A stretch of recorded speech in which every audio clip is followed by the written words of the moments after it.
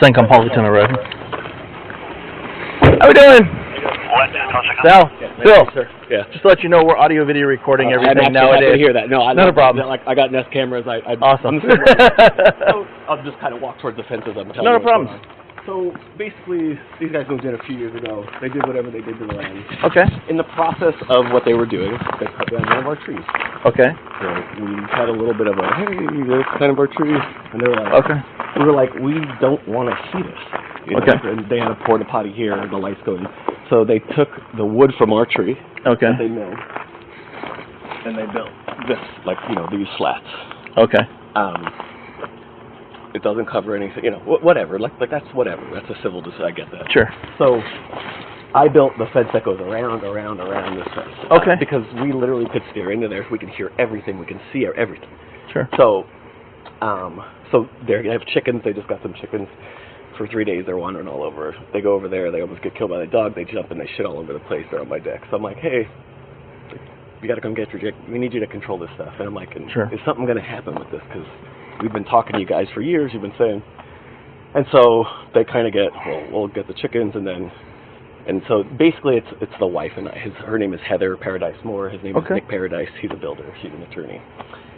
So I'm like, hey, I don't need to have a glass of wine. I just want to know if you guys are gonna because I'm not friends with them, and I don't want to pretend to be friends, and I'm not mean to them. There's been somebody on their property. I told them, I said, hey, there's somebody on your property. Here's the license plate. I'm good neighbors with all these people. Anyway. So she's like, I feel threatened. No, you're fine. She's like, I feel threatened. So I'm going to leave this conversation, and it's only going over to Nick, her husband.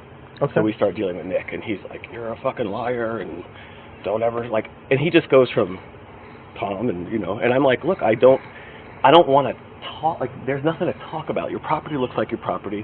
The fence looks like your fence. The chicken's wrong. And I'm not rude, but I'm just like, it's matter of fact. And then Heather emails my housemate, Sal's emotionally unstable, just start talking mental health issues. I'm fearing for my kids. We're going to have to call the cops. And I'm like, fuck that. I'll call the cops so we can just deal with this now, because the last thing I want is you guys, so whatever. Because the other thing is, I've had a discrimination pending issue with the Chamber of Commerce. Okay. And I was misidentified as somebody who was stalking a young woman. Okay. Because I look like I do. Okay. And that other person has similar traits. So that's actually that portion of that has been resolved. Okay. But I can tell you that, the night I got an email saying that I was stalking this person, I wasn't. I hid in my house for a day because I was afraid I was going to walk across the street and one of you guys were going to pick me up. I was a firefighter for 7 years here. I typically don't do that. No, you don't have to worry about it. But I'm just saying, if somebody presses charges against me that I'm unaware of, sure, right, and then I'm walking down the street. It typically goes through a court process. They give you opportunity. The only time we pick, just to let you know, for sure. Anytime that we pick somebody up, typically they have a warrant out for their arrest, which the court has contacted you a bunch of times, and you have not done with anything with court, and then that's it. So it's pretty rare. No, I totally understand, but I'm glad I don't know how it goes. Good. So. Yeah. You know what that's why I just want to give you a little bit of peace of mind. But I literally, and you can ask the people I live with, I was crying, curled up in a ball because I had just been discriminated against, and then rumors were being spread about me that I was stalking a young woman. Okay. I've been a business owner for 15 years here. Sure. I've lived here for 18. Okay. Everybody can see what I do. Sure. I'm here. Sure. So anyway, for somebody to say something like that, that's not I'm afraid. I'm afraid that they're going to keep pushing this. I'm afraid that they're going to say so. I would just rather us all figure, because I don't want to talk to them. I don't want to have a conversation because I want it to be recorded. That's why I do stuff through email or I do stuff through text with them, because I don't want to have a misunderstanding. I don't want somebody to Richard Morgan. He's on his cell phone 360. So this is just what I'm saying. So that's why I would always rather do it either written or in front of a third party. How about what I can kind of do? It sounds like most of the stuff is civil out there. What I can do for you is I actually have a number that I'll get for you for what we call a mediation center. We actually have a mediation center. I'm fine with that. What I like, and then they reach out to their side, and then maybe we can come to some sort of understanding. And again, if they don't want to, I have nothing I can do about that. But she can just send emails to whoever saying I have mental health issues. Again, that's First Amendment protected speech. I can say anything about anybody I want to. If you want to sue her civilly for that, for your own civil thing, that is a civil suit, not criminal. And I'm just trying to I'm just trying to find out. Libel's not criminal. Can I ask when it becomes criminal? They'd have to threaten you specifically of some sort of bodily harm, something that effect of like they're going to hurt you or do something like that. So it's physical. Yes. It couldn't be, I'm going to drag your name through the mud. That's libel. Okay. And I'm really just, I want to lock it in here so I don't waste anybody's time. Yep. And you can look it up for, it's called malicious harassment in the state of Washington, and you're feel free to look that up in the RCWs, and you can read the code specifically how it's written, because that's how I have to apply it. Anything that isn't normal, you know what I'm saying? Like I'm not. No. I know you're not. That's why I'm just trying to give you the information out there so I can help you out. So I could. So my option really is to call these people. They get in touch with them, and then maybe you guys can sit down and have like some sort of thing to try to address the kind of the issues that are going on with it. Again, it's completely voluntary. Neither party has to do it. So if you don't want to do it, that's fine. If you say like, hey, Bill, I don't want that number, I'm just going to let the dice roll, that's fine too. So and if they go, I don't want to participate in this, I can't force them to. It's just sometimes it's a helpful tool because sometimes people can meet and meet some middle ground and then they can figure it out. And sometimes it works, sometimes it don't, but at least it's something versus nothing. Sure. And I know that so if I feel unsafe, literally my only option is to prosecute someone civilly.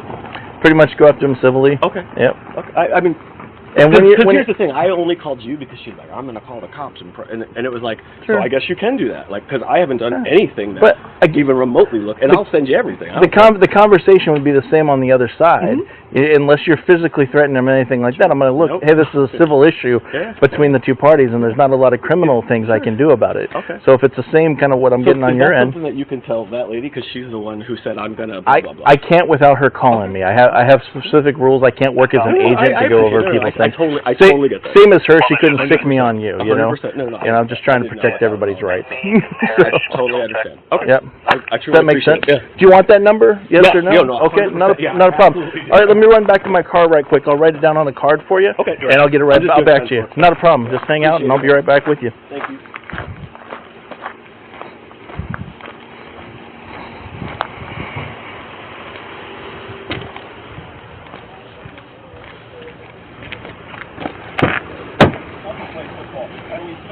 With head coach pushing guys too much to the extreme during practice that ultimately led to this. It's a fine line, man, because I know coming through the ranks and going to college ball, and the whole purpose is to see who will break in a sense of hard work and really split, you know, and so trying to find that balance of seeing how tough you are, but actually pushing guys to the limit, that's just something a coach and a team has to figure out, you know, when is enough enough.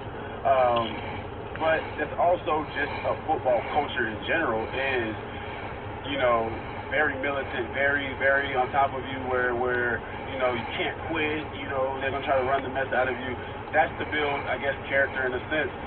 But again, finding that fine line is where, you know, a lot of coaches get in trouble, and hopefully that wasn't the case here, but that's what they're saying. My 2 cents on the train, they should never be able to ever handle anyone ever again.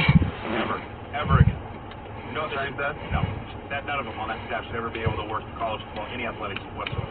Yeah. And they didn't follow proper protocol. And if the head coach knew anything about it, or was somehow involved in not doing anything, or whatever, the knowledge of it, of saying, listen, we're pushing guys, that guy should never coach them. Again, I don't know if he should or shouldn't. It's just such a fine line because to play this sport, you have to be tough. But just finding where that toughness mark is the difficult part for coaches and people. Sometimes you got to push yourself to the edge to see if you can actually be a productive player. It should never get to the point where someone actually dies from it. Absolutely. Gary Hill Jr., Mariners broadcaster, he's going to join us next live from Oakland. Mariners will finish up their series later today. We'll get Gary's thoughts on the game last night. Felix, James back, and Robinson Cano playing first. We'll do that next.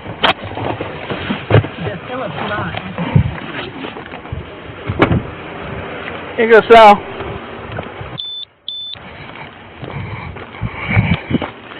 There's my name and number and everything right on the front there, and the numbers right on the back there. It says Dispute Resolution Center. They're out of Silverdale, but they're they are in Kitsap, and they come to you and will arrange different things like that, so they can do all sorts of stuff. But it's worth a phone call. 100%. And so maybe we can kind of figure this stuff out. You know. I don't want any problem. I just don't want to feel shitty on my own property. Not a problem. All right. I appreciate your help. Thanks, Sal.